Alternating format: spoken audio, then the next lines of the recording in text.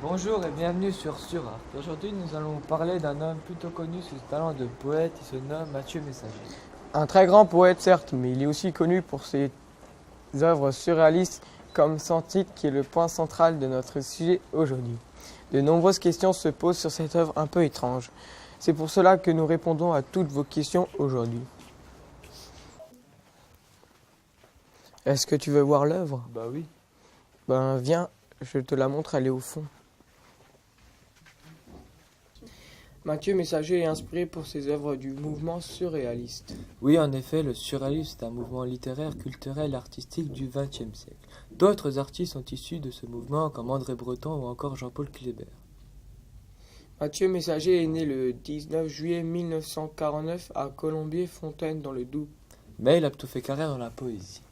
La mort et le monstre sont deux choses qui peuvent effrayer un certain public, à cause de la couleur et de l'esprit des gens.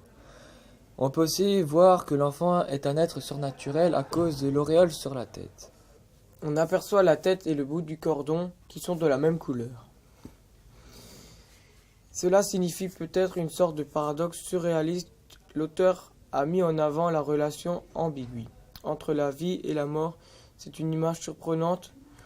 On est dans le stupéfiant image, comme dirait Breton. En fait, le surréalisme est une façon de s'exprimer soit verbalement, soit par écrit, soit de toute autre manière. Le fonctionnement réel de la pensée en dehors de toute contrainte.